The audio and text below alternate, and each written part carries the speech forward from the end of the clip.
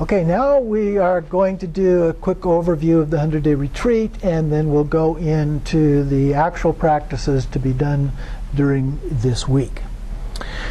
So in the commentary, he says, now the 100-day retreat, the general tradition is to do 4 sessions of practice per day and to do the traditional prayers between sessions. So this would be if you're doing this all day long.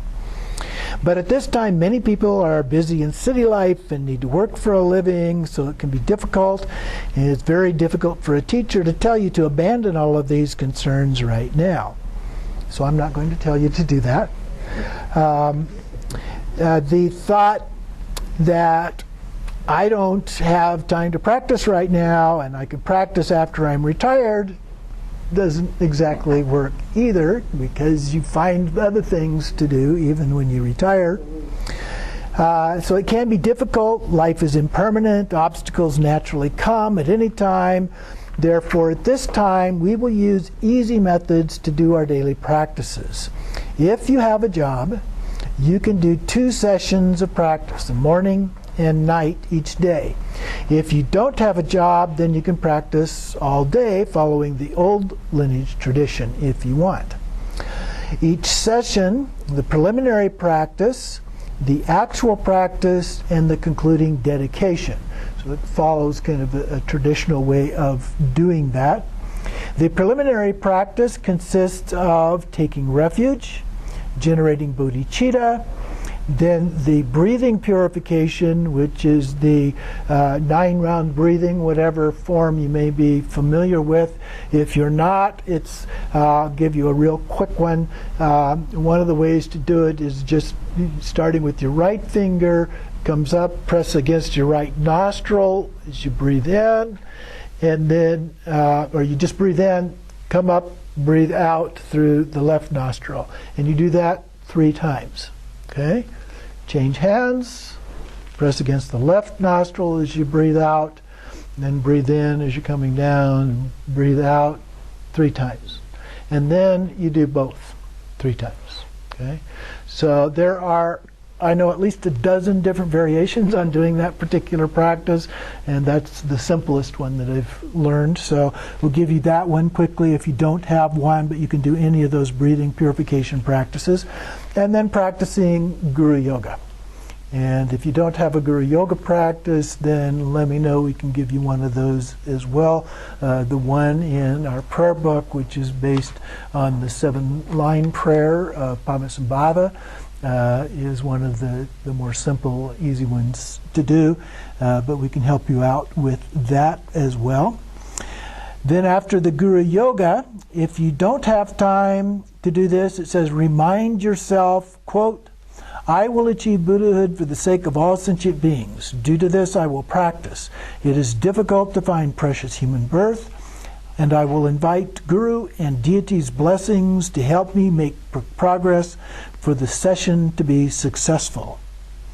And then when you practice, and he basically repeats that same statement again, and then in the end you do the dedication.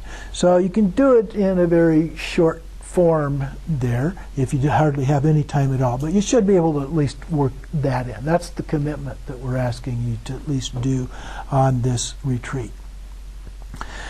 Then at the end, he suggests doing both the analytical and then the stabilizing meditations, and then dedicating the merit. Now, what he's talking about with the analytical meditation, that's the contemplation part. That's the main part of what you're doing here. The stabilizing meditation is shamatha, and so what he mentions at the end of each of these practices after you've done the contemplation is just resting your mind. Okay? And that's the shamatha part. And then you do a short dedication, which there's 2 different dedication prayers in here that you can use for that purpose. So he goes on to say the analytical meditation in everyday life is at the grocery store. Reflect on what you need, what you have at home.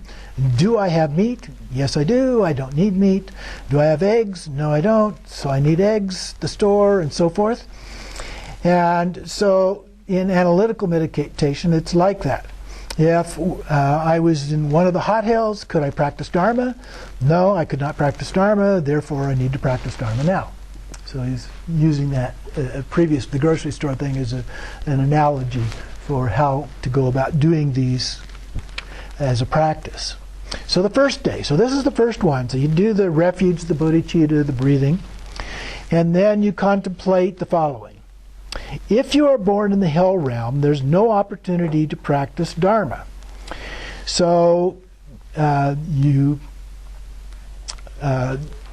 with the conditions of the hell realm. So with the suffering of the hell realm, you practice with the life expectancy and so on that in the hell realm that's going on. So you can't practice the Dharma in the context of the hell realm. There's the hot hells, the cold hells, and some other ones. And so with all of that going on, there's no opportunity to do that. The lifespan is very, very short as well in the hell realms, although some of them are very long. And so that is a problem in terms of trying to do the practice. So more detailed teachings of the suffering realms will come later. So in this first set of practices, when we go through these realms, these are very brief types of practices. So here, contemplate whether you have time to practice or not. If you're born in any of the 8 hot hell realms, the 8 cold hell realms, the trifling hell, or the neighboring hell realms. And then we call this analytical meditation. Ask yourself, if I don't practice Dharma at this time, when will I have time to practice? Therefore, I should practice Dharma diligently. And then after your analytical meditation, then you rest your mind for a while in a thoughtless state, that's the shamatha, not following after past, not inviting future, not thinking at current moment. We call this stabilizing meditation. Just resting your mind, but it is not the actual Dzogchen practice yet. Okay? And then the dedication prayer. Now he gives 2 dedication prayers in here that you can use. You could probably use any other dedication prayer that you have as well. The first one says, by this accumulation of virtues, may I attain all-seeing omniscience, and may all faults be annihilated. The whirling, turbulent waves of birth, old age, sickness, and death, from this ocean of samsara, may I liberate beings. Or from the Longchen Nyingtik, a little bit longer version, in all my lives, wherever I am born, may I obtain the 7 qualities of birth in higher realms. As soon as I am born, may I meet the Dharma and have the freedom to practice it correctly. Then may I please the noble Dharma and put the Dharma into action day and night. May I realize the Dharma, actualize its innermost meaning, and so cross the ocean of existence in this very life. May I teach the sacred Dharma to beings wandering in samsara, and never be tired or weary of working to help others. Through my vast and impartial service to others, may all beings attain Buddhahood together as one. Okay? So those are the 2 ways that you can do that, or any other kind of dedication practice that you have, you could use in there as well. So that's the first day. Okay? The second day, we go on to the hungry ghost realm, but it's done in a very similar manner. Again, if you're born in the hungry ghost realm, no opportunity to practice. You need to think if you were to have time to practice or not with the conditions of being a hungry ghost. The suffering in the hungry ghost realm, not having food or drink, and so forth. And then the detailed teachings, again, will come later. For now, focus on whether or not you have the time to practice or not. So that's the common theme going through these first practices. For now, just focus on whether you have the time to practice or not in the hungry ghost realm. After, promise yourself, if I don't practice Dharma at this time, when will I have time to practice? Therefore, I should practice Dharma diligently like the first day, the previous one. After, rest your mind in the thoughtless state like before, then dedicate the merit as before. Okay? So similar, but with the hungry ghost. Then we move on to the next realms. Understand that there is no opportunity to practice if you are born in the animal realm or the long life God realms, or other practices that are lacking freedom. Think of being born as an animal that lives in the depths of the oceans or in scattered places on earth or in the sky. Consider the condition of those animal places, the animal forms, the sufferings of animals, and so forth. The long life gods do not have any arising thoughts. Therefore, if you are born there, you will not have intuition to practice Dharma, because they spend their life in a state of mental blankness. In the barbarian places, the beings have wrong views of Buddha, Dharma, and Sangha. If you are born there, you won't have any time to practice Dharma because it depends on their tradition and their beliefs. Similarly, if you are born in the time of the dark Kalpa, there is no opportunity to practice Dharma because they don't know any Dharma at all. So for those who are born mute, with mental deficiency, being foolish, they have no opportunity to practice Dharma because they don't understand the meaning of Dharma. When could you meditate on these conditions lacking freedom? And then afterwards, so those are the contemplations, then you promise, if I don't have practice at this time, when will I have time to practice? Therefore, I should practice Dharma now. After, then rest the mind in that state, and then do the dedication prayer. Then he continues on here a little bit on this particular day and says, when you understand that you won't have an opportunity to practice Dharma if you were born in any of these 8 conditions lacking freedom, naturally your mind will shift to Dharma practice very strongly. I don't have time to practice because I'm busy is a big mistake, a lie to yourself, because you are not born in any of these 8 conditions lacking freedom.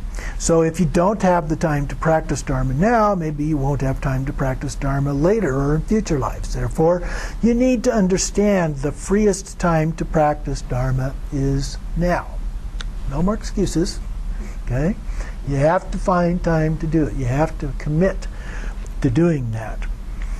And we were watching a movie the other night about a bunch of people from several families who made a long trek, 1,200 kilometers, to go to Lhasa. And then they went on from there to Mount Kailash, and doing prostrations all the way. And doing that, wearing out their shoes, wearing out their little wooden plaques that they had to slide along, and so forth. But the commitment that they had to doing that, they didn't really know a whole lot of things about Dharma and so forth, but they were so committed to doing this and doing it correctly and so forth. And when you see something like that, it just reinforces that, yes, I can do that. If they can do that, I can do that too. And then we divide the meditations of the 8 freedoms into 3 days, which is what we just covered. For those who could practice long sessions each day with busy work schedules, but for those who are not busy, meditate on all 8 conditions every day, or divide them into the 3 days as we described there. Even if you are busy, if you want to practice all those each day, that's up to you. The most important thing is that you need to meditate on all 8 conditions lacking freedom in 3 days without missing a day. Okay? So that's the important part of this all the way through. So then we go on to the 4th and 5th days. So again, we do the preliminaries each day, and then here we're doing the 10 advantages. So first we do the 5 individual advantages. So we're doing this over 4 days. So the first 2 days we're doing the 5 individual advantages. Contemplate these as follows: being born as a human, being complete with all sense organs, being born in a central place of Dharma, being without a conflicting lifestyle, and being with faith in the Dharma. So those are the 5 individual advantages. We have those advantages so that we can do the practices. So this is called the advantage of form. We're in a physical form manifest in a way that allows us to do this. And then we complete all the sense organs with the advantage of essence. Being born in a central place of Dharma is the advantage of place. Being without conflicting lifestyle is the advantage of motivation. Having faith in the Dharma is the advantage of faith. To think about in detail about each of these advantages, and all the advantages are dependent upon one's own self-perception. Therefore, we call them individual advantages. If you have the first three advantages, you must rejoice. If you have at least the last two advantages, then strengthen your advantages to make them more developed. And then after, promise yourself, if I don't practice Dharma now, when will I have time to practice? Therefore, I should practice Dharma diligently. That same one, it repeats over and over. You'll get it memorized very quickly. When you have understood these, you have completed the first 5 advantages. And then you'll feel sorrowful when you have wasted time on your meaningless activities. You would shift your mind naturally to Dharma, and your Dharma practices will advance even higher. Then we then conclude with your meditation session, and again rest your mind in the non-conceptual state and do the dedication prayer as before. Then the last 2 days. So here we have the other 5. These are the circumstantial advantages, and they are: the Buddha appeared, the Buddha preached the Dharma, his teachings still exist, you have a chance to practice Buddha Dharma, and the great teachers are kind to you. So those are the 5 that we're looking at here. So remembering the Buddha has appeared in this world where you were born. This is the advantage of the Supreme Teacher. He also gave Dharma teachings. This is the advantage of doctrine. His teachings still exist. This is the advantage of time. You have the chance to practice Dharma. This is the special fortunate advantage. And there are great teachers who show kindness toward you. This is the advantage of compassion. So those are the 5. You need to learn the Dharma from a teacher and practice it in the right way. These 5 advantages depend on others. Therefore, we call them the circumstantial advantages. If you have the first 3 advantages, you should just rejoice in that. And if you have the last 2 advantages, you should strengthen your advantages and make them more developed. Then after, you promise yourself, if I don't practice now, when will I have time to practice? Therefore, I should practice diligently. And then once again, you rest your mind and dedicate the merit of the practice. So those are the practices to do for the first 7 days. You do those little preliminary practices, you do the particular contemplation, each of which has to do with, do I have the time to practice? I should have the time to practice in these cases. Okay? And you make a commitment to doing that. And then you dedicate the merit for the benefit of all beings. So enjoy the practices.